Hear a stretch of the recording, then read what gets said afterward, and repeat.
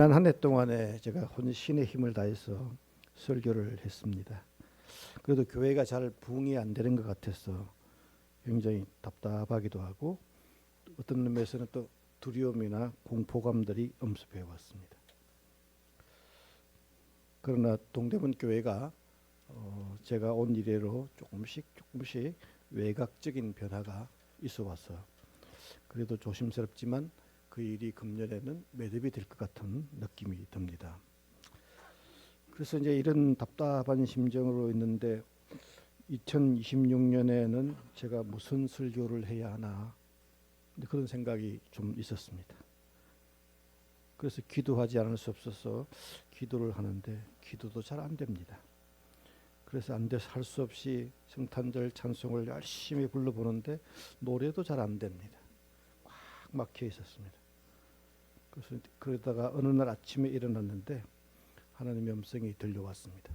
제가 감리교 목사라는 것이 너무 좋습니다. 장로교에서는 이런 말 한 번도 안 해요. 내년 첫 그 신년 설교는 사무엘상 6장으로 설교하면 돼. 그렇게 했습니다. 그 얘기를 듣고 좀 안심이 되었습니다. 내용적으로 보면은 하나님께서 제가 이런 설교를 하면 된다라고 말씀했지만 실제 내용 또 다른 한편으로 보면 저를 격려하시는 것 같았습니다. 격려한다기보다는 좀 더 힘을 내라고 하는 것 같고 그리고 우리 동대문 교회 성도님들에게도 힘을 더 내야 한다 하는 말씀 같아요. 사무엘상 6장은 온전한 헌신, 완벽한 헌신에 대하여 얘기하고 있습니다. 그러니까 올해는 우리 모두가 저 힘을 내어 가지고 헌신해야 하는 해입니다.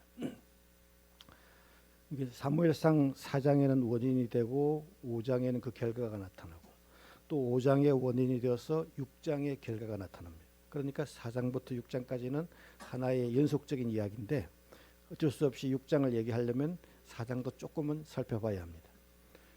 먼저 이 사무엘상 4장에는 이스라엘 사람들이 블레셋 사람들하고 전쟁을 했는데 혹독한 패배를 맞이했습니다. 3만 명이라는 그 병사를 대규모 병사가 전사를 했습니다. 고대 이스라엘에서 한 도시의 중형이나 대형 도시의 인구가 1000명밖에 안 됩니다. 그럼 3만 명이면 도시 30개가 없어졌다는 뜻입니다. 적은 숫자가 아니에요. 거기에다가 하나님의 임재를 상징하는 법궤도 빼앗기고 말았습니다. 왜 하나님께서는 사랑하는 그의 백성에게 이토록 엄청난 상처를 주었을까요? 대체 전쟁의 패배의 원인이 무엇일까요? 하는 것입니다. 대개 주석서에서는 두 가지 중에 하나를 얘기합니다. 하나는 엘리 제사장 가문이 범죄했기 때문에 하나님께서 심판하셨다 이렇게 말합니다. 이 해석은 사무엘상 2장이나 4장 10절에서 22절의 이야기와 연결해 보면 그렇게 해석할 수 있습니다. 또 다른 해석은 뭐냐면은 또 다른 해석은 전쟁에서 승리해야 한다는 그 이스라엘 사람들의 인간적인 요구, 필요가 너무 앞서가지고 하나님의 통치가 이러한 요구에 종속되는 경우입니다. 인간의 목적을 위해서 하나님을 도구로 수단으로 전락시킨 이 범죄는 결코 승리할 수 없다, 성취될 수 없다 하는 것을 보여줍니다. 중세 교회들이 그랬죠. 건축을 지어야 한다는 그 필요성 때문에 면벌부를 팔았습니다. 그것이 가능하겠습니까? 제가 용서되겠습니까? 하나님을 인간의 목적을 위해 도구로 사용하는 것은 어떤 경우라도 안 된다 하는 것입니다. 이런 행동에는 하나님의 뜻이 포함될 리가 만무합니다. 이런 이기적인 행동이 필연적으로 실패로 돌아가는 것입니다. 그런데 오늘 아침에는 제가 여러분들과 생각할 때 이 두 가지 중에 하나를 얘기하는 것이 아니라 또 다른 해석이 하나 더 있습니다. 보통 사람들이 또 신학자들도 그렇고 목회자들 그렇고 성도님들도 잘 안 보는 해석인데 그러나 매우 중요한 또 다른 해석이 하나 있습니다. 이것은 성서 전반에 흐르는 사상입니다. 하나님은 우리에게 상처를 주시는 분이다. 아니 신년부터 왜 그런 얘기를 이렇게 생각할 수 있습니다. 하나님은 은혜를 주시기도 하지만 때로는 우리에게 혹독한 상처를 주신다는 것입니다. 하나님께서 그의 아들 예수 그리스도에게 큰 상처를 주었습니다. 이는 예수 그리스도의 상처를 통하여 우리 모든 인류가 구원의 길을 얻게 된 것입니다. 그동안 우리는 상처를 주시는 하나님에 대하여 그저 애써 외면하기를 원했습니다. 그러나 상처만이 새로움을 가져다 줄 수 있습니다. 이전에 말입니다. 할머니 머리에 흰 머리카락이 보이면 할머니 새치 났네요 라고 말하면서 그것을 다 뽑아야 된다고 생각했습니다. 그런데 요즘 의학계에서는 이 새치에 대하여 새로운 해석을 내립니다. 머리 피부에 치명적인 원인에 의해서 변이가 생길 것 같으면은 이 인체 내부에 스스로 이 색소를 죽여가지고 흰머리가 나게 만드는 것입니다. 그러니까 이 변이에 의해서 암으로 발전하는 것을 막으려고 머리에 색소를 죽이는 것입니다. 스스로 죽여서 우리에게 혹독한 암으로 발전하는 것을 막는다는 것입니다. 그러니 얼마나 하나님의 신비가 오묘합니까? 사무엘상 4장에서 6장에서는 하나님께서 그의 백성 이스라엘에게 상처를 주어서 대체 무엇을 얻으려고 무엇을 하려고 그 혹독한 상처를 줬나 하는 것입니다. 하나님은 강하시고 또 능력이 있는 그의 권능과 또 그의 영광이 온 세계에 알려지기 위해서는 이스라엘이 상처를 받아야만 했다 하는 것입니다. 이를 위해서 그의 백성에게 상처를 주기도 하지만 그보다 더 오늘은 혹독한 지독한 헌신도 우리에게 요구하신다는 것입니다. 맞습니다. 지독한 헌신을 요구하고 있다는 것입니다. 하나님께서는 금년에 동대문 교회와 동대문 교회를 사랑하는 사람들에게 이전보다도 더 지독한 헌신이 필요하다고 요구하고 있는 것입니다. 오늘 아침에 이 이야기를 좀 해다오 하는 것 같았습니다. 저와 여러분들은 이 지독한 헌신의 길을 가기로 결심해야 하는 것입니다. 믿습니까? 정 목사님만 혼자 가시는 것 같아요. 믿습니까? 네. 하나님께서 주시는 상처의 의미에 대해서는 또 다음 기회에 한번 살펴보도록 하고 오늘은 대체 우리에게 요구하는 그 헌신의 내용이 무엇인가를 조금 더 자세히 살펴보겠습니다. 3장 5장에서는 블레셋 사람들이 하나님의 심판을 받아서 초토화가 되었습니다. 그들은 항복을 선언한다는 의미에서 하나님의 법궤를 이스라엘로 다시 돌려보내자 그렇게 결정했습니다.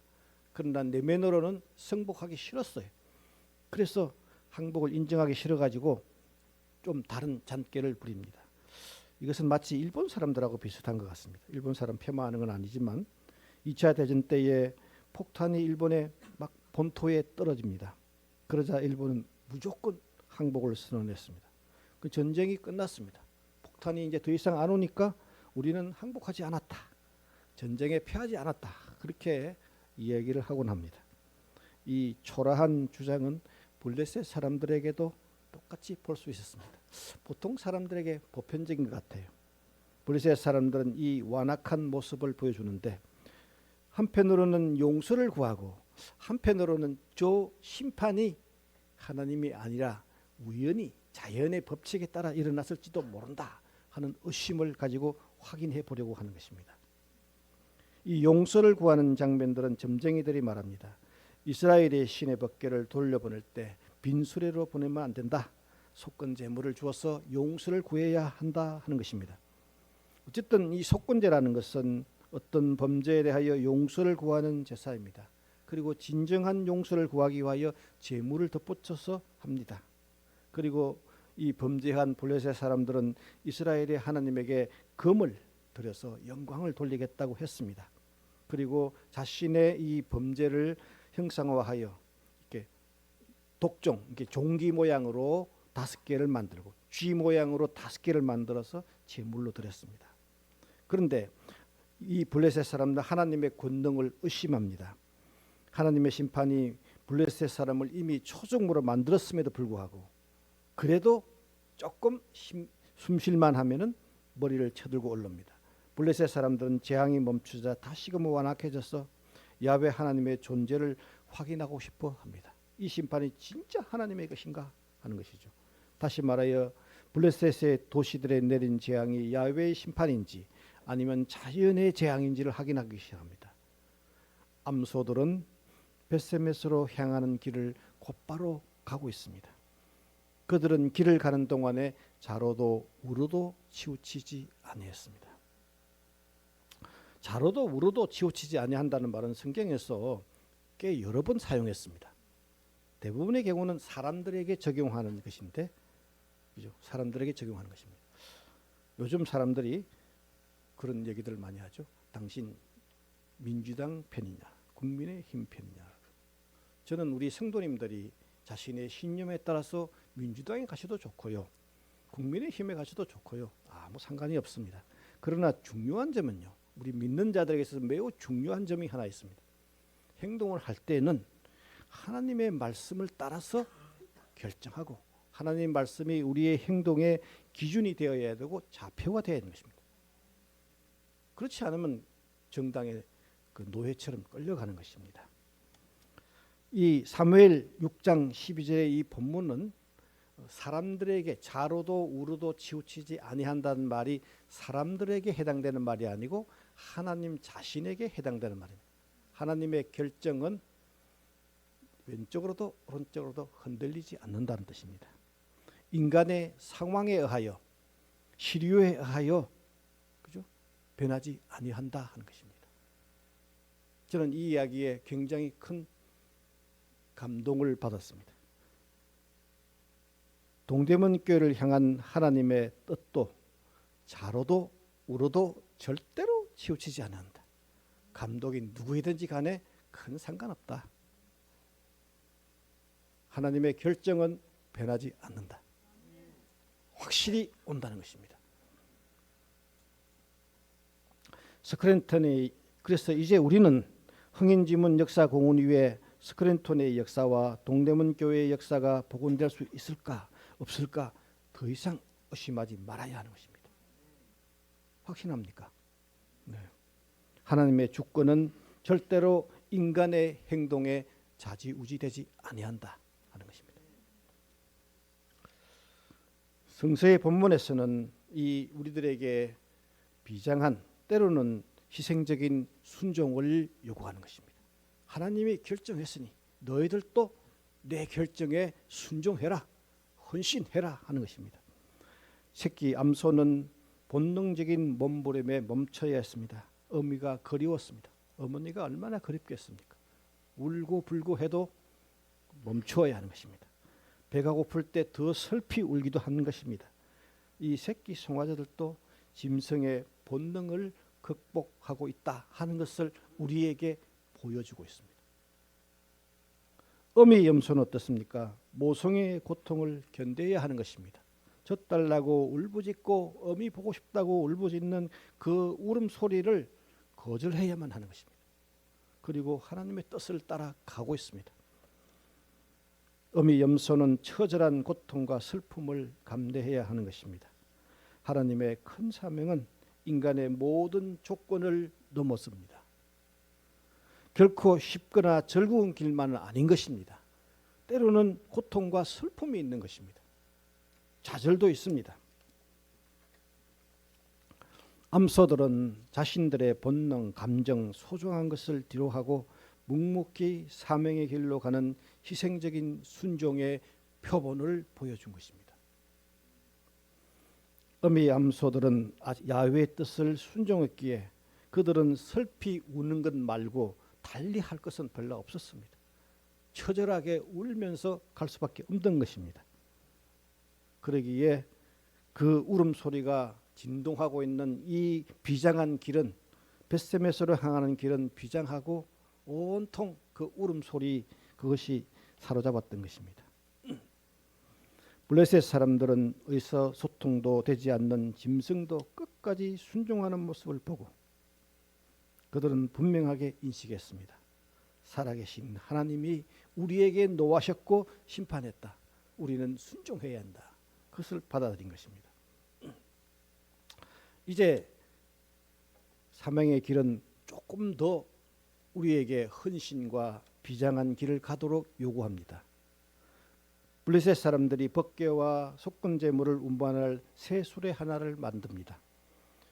이 수레는 세속적인 용도로 한 번도 사용하지 않아야만 하는 것이고, 그리고 암사 2마리도 이 수레를 끌게 했는데 그들은 세속적으로 멍에를 맨 일이 없어야만 되는 것입니다. 왜 그랬겠습니까? 하는 것입니다. 베세메 사람들은 그들이 이 들판에서 골짜기에서 밀을 베고 있는데 법궤가 돌아오는 모습을 보고 너무 감격하고 너무 기뻤습니다. 야훼 하나님께서 블레셋을 심판하고 이제 우리에게 평화를 주셨구나, 우리에게 해방을 주셨구나 하는 감격의 순간이었습니다.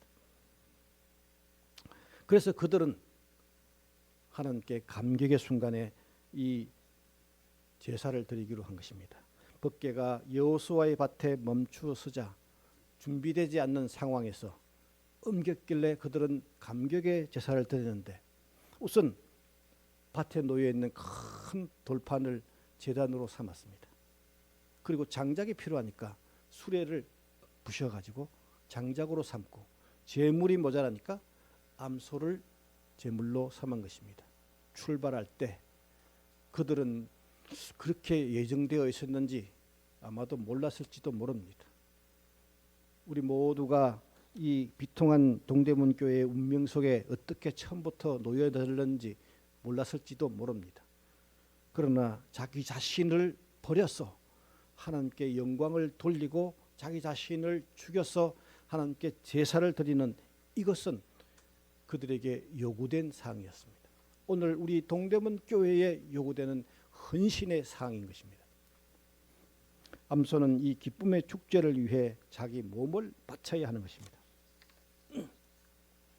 하나님께 영광을 돌리는 시간에 또 다른 사람에게 기쁨을 주기 위하여 자신의 몸을 던져야 하는 것입니다.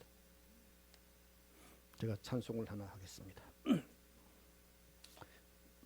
407장 1절은 제가 하고, 그리고 우리 간주하고, 그 다음에 2절은 청중들과 다 같이 하고, 나중에 헌금 시간에 3절 4절을 하겠습니다.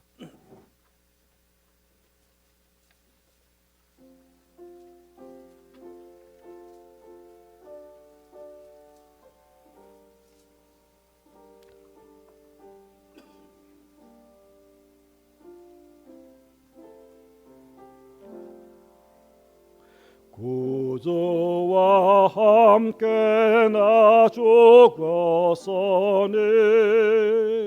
구주와 함께 나 살았도다. 영광의 고날에 이르도록 언제나 주만 바라봅니다. 언제나 주는 날 사랑하사 언제나 새 생명 주시나니 영광의 고날에 이르도록 언제나 주만 바라봅니다. 간주.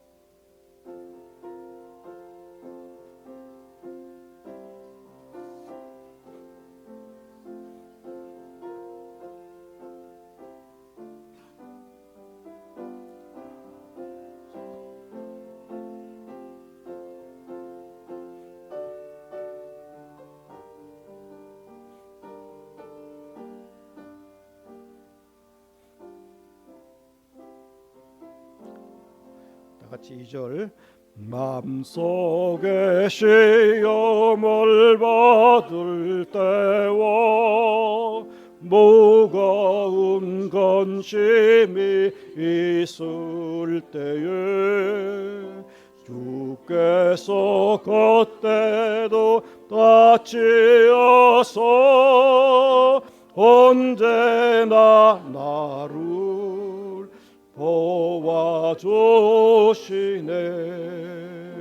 언제나 주는 날 사랑하사 언제나 새 생명 주시나니 영광의 그날에 이르도록 언제나 주를 바라봅니다.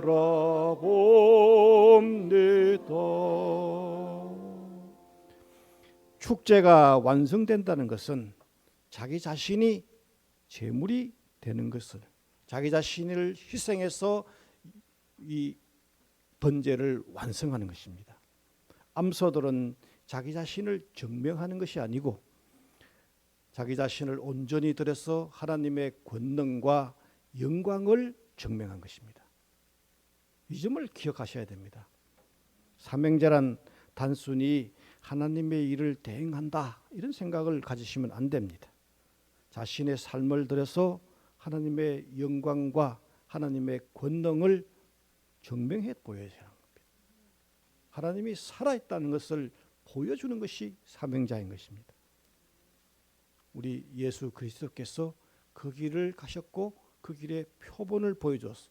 우리는 금년도 한 해 동안, 이전에도 그랬지만 한 해 동안 묵묵히 그리스도가 갔던 그 표본을 따라 가시기를 기원합니다. 기도하겠습니다. 자비로우신 하나님 아버지, 2026년 새해에 우리가 하나님께 예배를 드리면서 귀한 말씀으로 사모하고 귀한 말씀을 성찰하면서 우리의 길들을 재촉합니다. 자비하신 하나님 아버지, 동대문 교회 성도님들에게 그리스도가 보여줬던 그 길을 따라갈 수 있게 하여 주시고 그리하여서 축제가 완성될 수 있도록 축복하여 주시기를 원합니다. 예수님의 이름으로 기도드렸습니다.